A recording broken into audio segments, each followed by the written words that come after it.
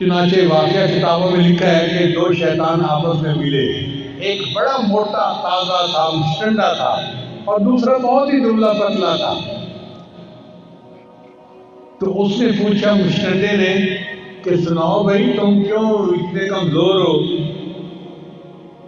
اس نے کہا یار میں جس بندے کے ساتھ ہوں نا، وہ بندہ بسم اللہ پڑھ کے گھر میں داخل ہوتا ہے تو میں اس کے گھر میں داخل ہی نہیں ہو سکتا۔ پھر وہ بسم اللہ پڑھ کے کھانا کھاتا ہے، میں اس کے کھانے میں شریک ہی نہیں ہو سکتا، نہ مجھے رہنے کی جگہ ملتی ہے نہ مجھے کھانا ملتا ہے، تو میرے کمزور ہی ہونا ہے نا۔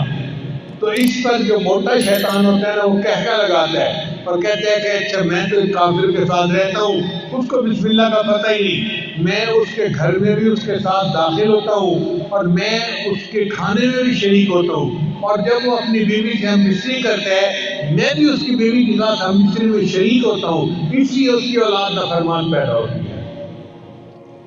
تو بسم اللہ کو بھولنے سے کتنے نقصان ہم اٹھا لیتے ہیں۔ اس لیے کھانے سے پہلے بسم اللہ کا پڑھنا بہت ضروری ہے۔